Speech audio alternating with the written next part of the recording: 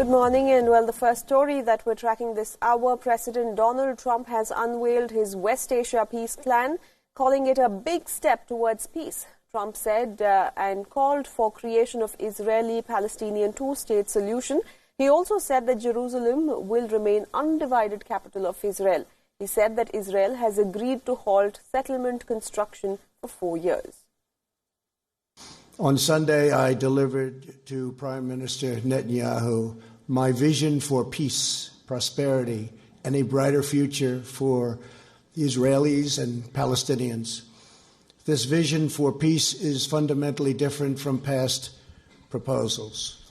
In the past, even the most well-intentioned plans were light on factual details and heavy on conceptual frameworks. By contrast, our plan is 80 pages and is the most detailed proposal ever put forward by far. As I have seen throughout my long career as a deal maker, complex problems require nuanced, fact-based remedies. That is why our proposal provides precise technical solutions to make Israelis, Palestinians, and the region safer and much more prosperous. My vision presents a win-win opportunity for both sides, a realistic two-state solution that resolves the risk of Palestinian statehood to Israel's security. Under this vision, Jerusalem will remain Israel's undivided, very important, undivided capital. I want this deal to be a great deal for the Palestinians. It has to be. Today's agreement is a historic opportunity for the Palestinians to finally achieve an independent state of their very own. After 70 years of little progress, this could be the last opportunity they will ever have, and last for a lot of reasons. We'll never have a team like we have right now. Well, Israeli Prime Minister Netanyahu, who was also present when the announcement was made, applauded the U.S.'s efforts for forging a realistic path to durable peace in the region. And on this day, you too have charted a brilliant future for Israelis, Palestinians, and the region by presenting a realistic path to a durable peace.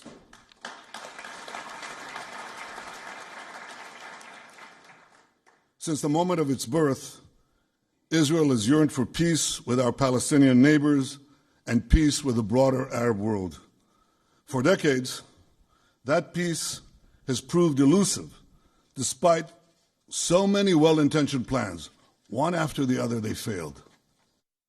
For too long, far too long, the very heart of the land of Israel, where our patriarchs prayed, our prophets preached, and our kings ruled, has been outrageously branded as illegally occupied territory.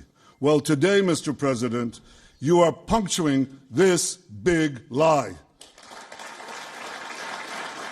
Well, joining us live from Washington, D.C. for more on this is WION's Jagriti Dave. Well, Jagriti, the U.S. President has unveiled the peace plan pretty much on expected lines, heavily skewed in favor of Israel. Israel is cheering, Palestine is not happy. So what really happens to this peace plan? Will it be implemented?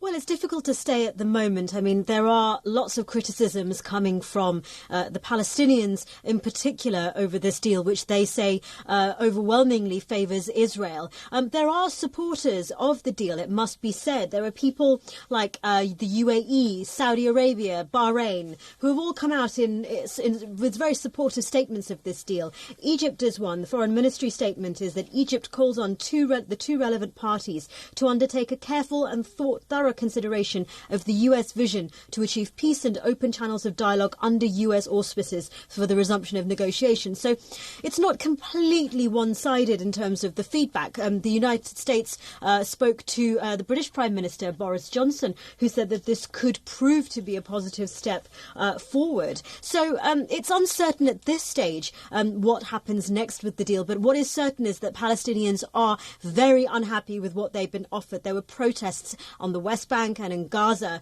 organised by Palestinian leaders after this deal was announced. After it was announced, Mahmoud Abbas, the leader of the Palestinian authorities, the president, called this deal not credible. He said it was a conspiracy.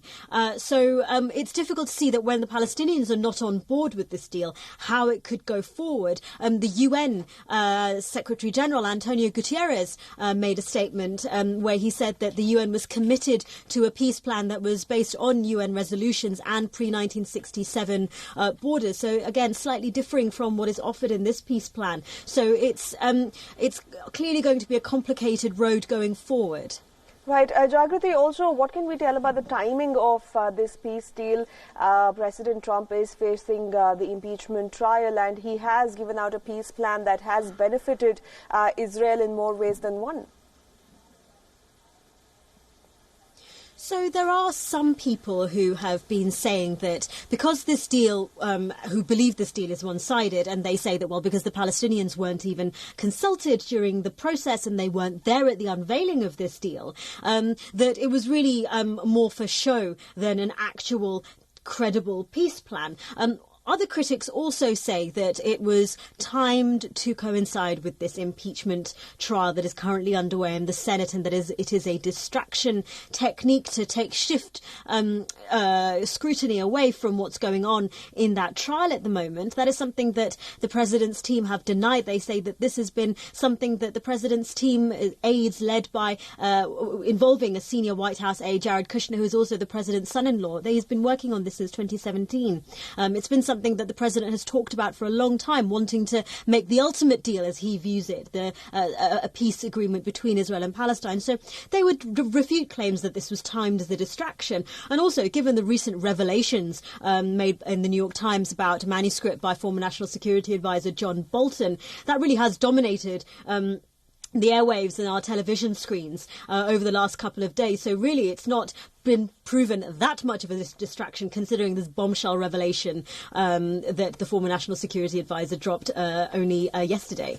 Right, and also, Jagriti, coming back to the peace plan, on one hand you have the Palestinian president outrightly rejecting this peace plan, calling it a conspiracy against Palestine. And on the other hand, you have reports indicating that the Israeli Prime Minister could go ahead to annex the land along West Bank, which was a disputed property but has been pretty much handed over to Israel according to this peace plan. So in the process of bringing about peace in this decades-long conflict that has been going on in the region, could US just be making it worse?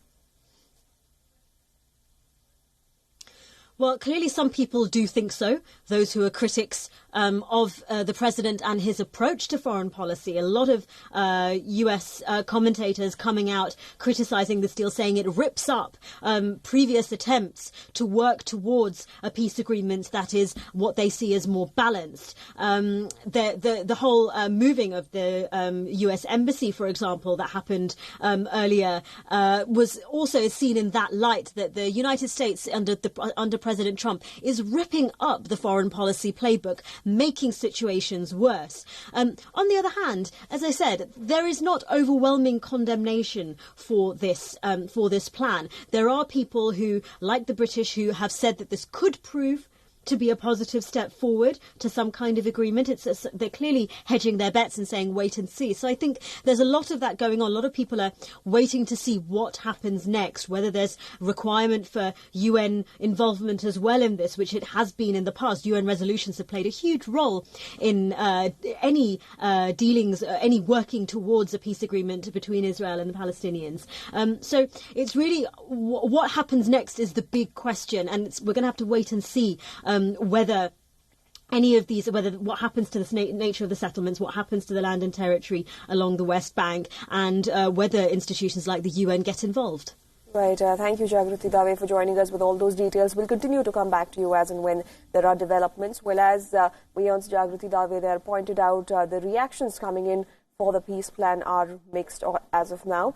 But let's also take a look at the long-awaited package for West Asia and what it will include for both Israel and Palestine. Well, it has been developed under the oversight of Trump's son-in-law and his senior advisor, Jared Kushner, according to reports. The plan includes a map outlining a proposed new Israeli border which provides for Israeli sovereignty over much of the Jordan Valley. It also includes a strategic area on the eastern frontier of the West Bank, paving the way for annexation of most of the Jewish settlements in the area.